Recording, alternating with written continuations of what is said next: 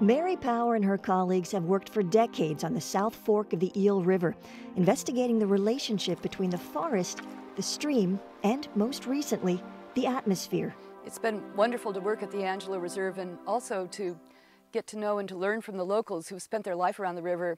One thing they've wondered about is why some years there are great big algal blooms and why some years the river looks relatively barren without much algae. Intrigued by this question, Power built a series of enclosures in the river. She removed all of the larger carnivorous fish that fed on the river's algae grazers from some of the enclosures and monitored them through an entire summer. The results were surprising. We discovered early on, in the late 80s actually, a very strong and surprising link that steelhead trout that are purely carnivorous have a whopping big impact on algae that are plants. It turned out that the steelhead are eating insects, and the insects then affect algae either directly or indirectly. This was the first documentation in rivers, to my knowledge, of a trophic cascade, a strong pathway that links predators through their intermediate prey to the biomass or the abundance of plants. By feeding heavily on the algae-eating insects, the steelhead were indirectly helping to produce heavy algae blooms in the river.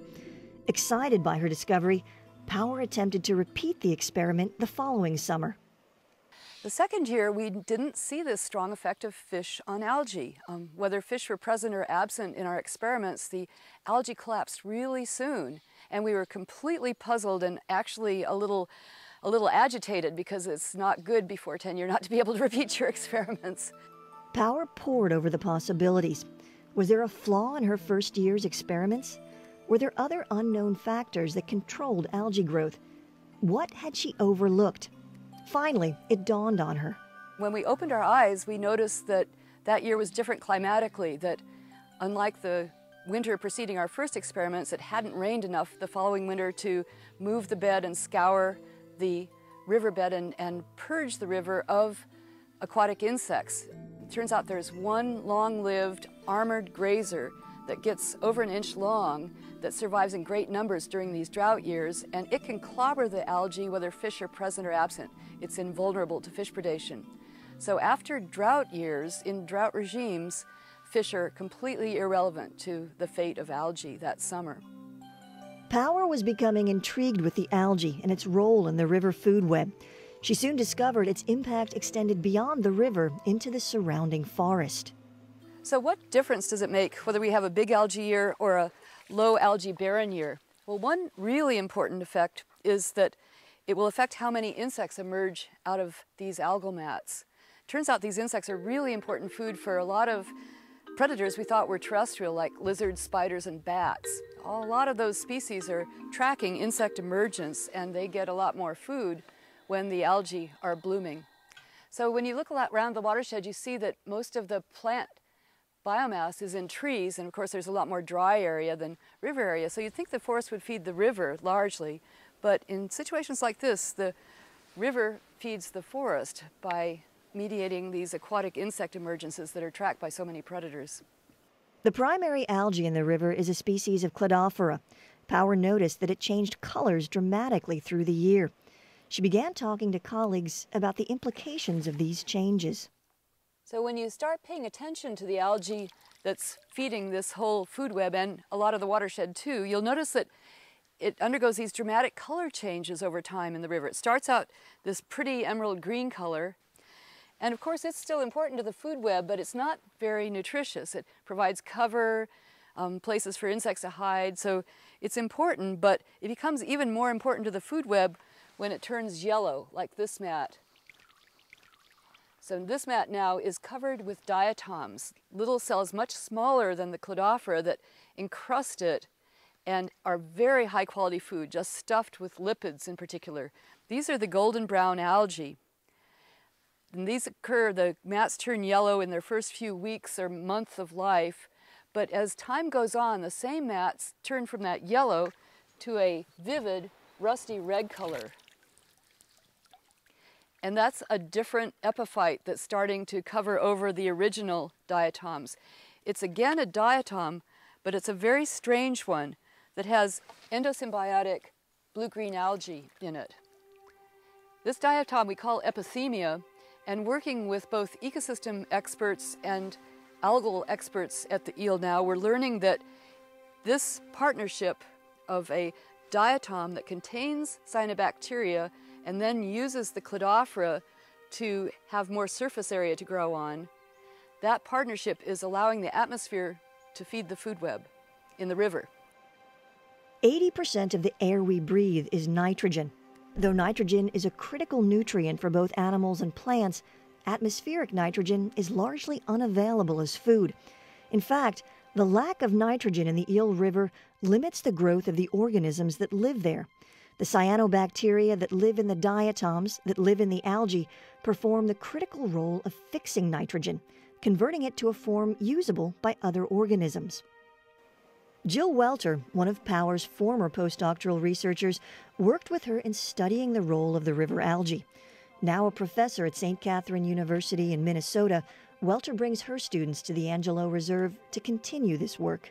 As we've been studying the availability of nitrogen here in the watershed, our focus has really turned toward nitrogen fixation and what factors, environmental factors, influence the rates of nitrogen fixation here in the watershed. And this is a very important element of our work because nitrogen fixation is the ultimate source of new nitrogen to this stream ecosystem.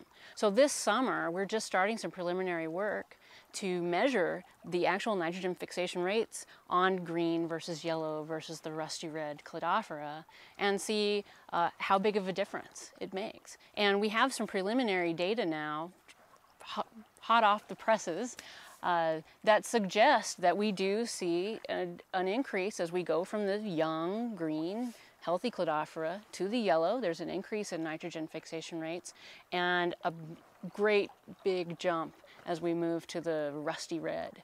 So that suggests to us that as the cladophora becomes colonized by these other organisms, we see a big jump in the amount of new nitrogen that's entering this watershed. What we want to understand is how the pieces fit together, how the changing environmental context influences the amount of new nitrogen that's entering the river, how high precipitation years versus low precipitation years, the amount of scour, influences the amount of cladophora and its condition, and how that feeds back on the density of those nitrogen fixers and the amount of nitrogen that we see here in the river. Both Power and Welter are excited about their research findings, both for the scientific discovery itself and also for the teaching opportunities it provides. Each summer, I would collaborate with a team of undergraduate students from St. Catherine, which is a women's college in Minnesota, and I think it's a really great opportunity to bring more women into environmental science. I think there's a lot of great interest in young people today in getting involved in environmental science, and the Angelo is a great place to bring students so they can really see what it's like. This is a really vibrant place. There are scientists doing all kinds of work, geology, hydrology, ecology, plant biology, and it really takes this interdisciplinary team to do this kind of work. As for their research, Power is already planning the next phase. We're really excited that the algae change color and that the color is so related to the ecological function. So because you can see from many feet away that the algae is green, yellow, or red, we're starting to experiment with getting overhead surveillance of this so we can map it out over space. We hope that maybe low-flying aircraft could photograph wide reaches and keep track of these color changes. Also, the dramatically detailed information we're getting on topography from LIDAR will help. We should be able to predict where in a watershed the algal mats will be important in the sunny low-lying rivers and where, as you go up into steeper, darker watersheds, they'll stop being important. That puts you in a position to predict then what might be the change on all this. If, for example, we had a forest fire and lost forest cover, you'd expect the mats would creep upslope into formerly dark areas. Climate change will have a major impact on the towering redwood and Douglas fir forests of Northern California.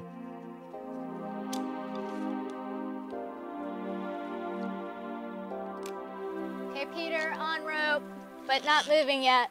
Okay. Many of the tall trees at the Angelo Reserve have been rigged with ropes so researchers can study what's happening in the canopy high above the forest floor. Emily Lim is a fourth-year graduate student at UC Berkeley. Okay, I'm coming up, Peter.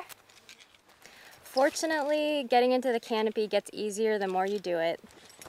It's like anything else, it's a type of exercise, but it is like doing squats up the tree. So it takes a lot of cardiovascular strength and flexibility to hang in a harness all day.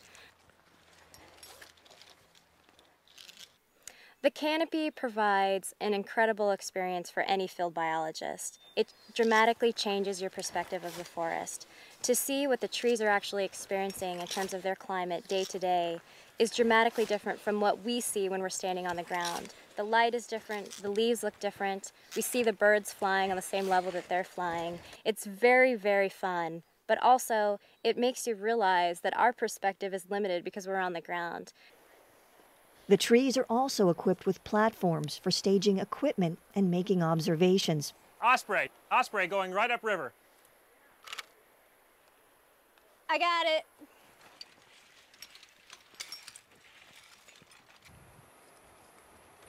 Researchers move up and down in the canopy via narrow rope ladders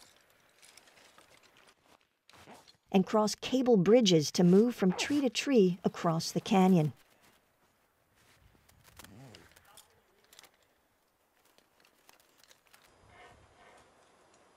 Lim studies how plants use water. She's climbing into the canopy today to check a sap sensor that monitors how much water the tree is using. Her particular focus is on how the forest deals with the dry California summer, so understanding the changes in water use throughout the year is critical. Redwoods have a really tough job. They have to extract water out of the ground and bring it all the way up to their leaves. That can be 70, even 100, 115 meters in some of the tallest redwood trees.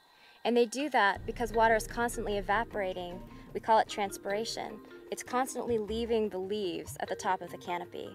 And that creates tension in the water column. And that tension keeps bringing the water up out of the ground.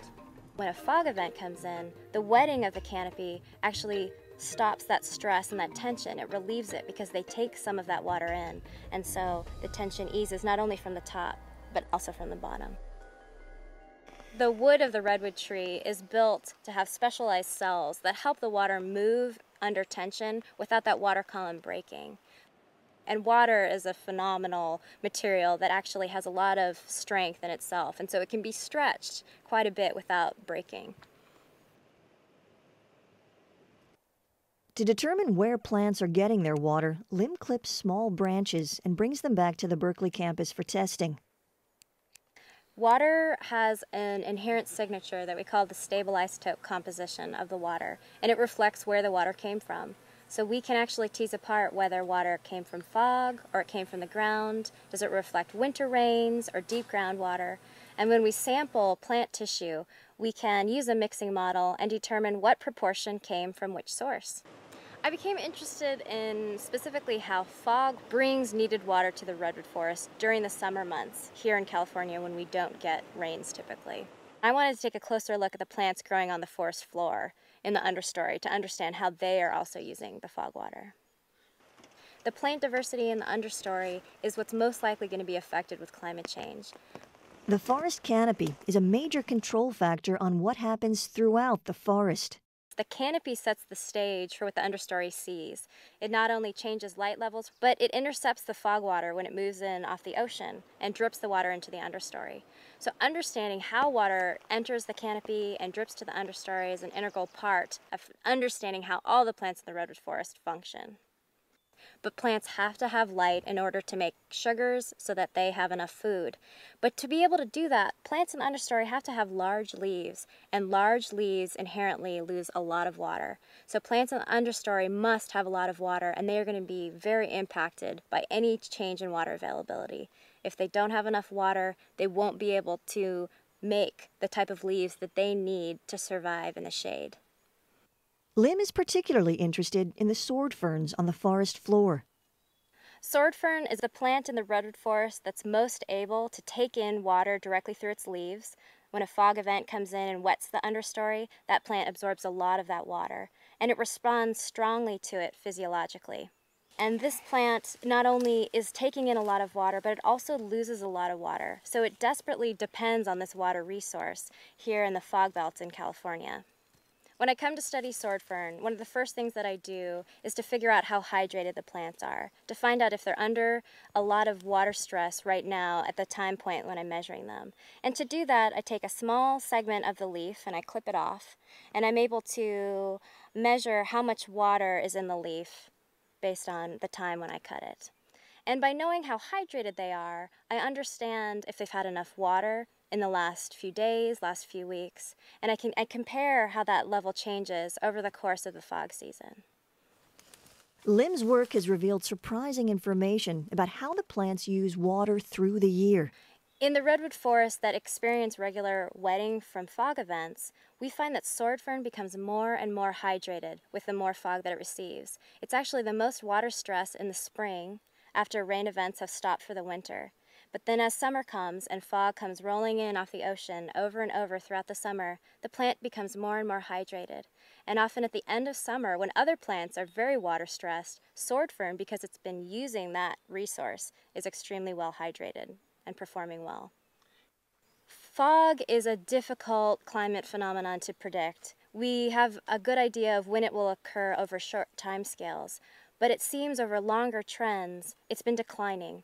And we don't know why that is. Over the last 50 years, fog frequency has been decreasing. If the redwood forest receives less water, it's going to have a lot more trouble maintaining the life diversity that it has now. We may see a change in species composition. And so I'm interested in understanding how the dominant plants in the redwood forest respond to water. If we know how much water they need to survive, we'll be able to predict if conditions change and they receive less water, whether they'll be able to continue to live the way they are and function the way they are now. A long-term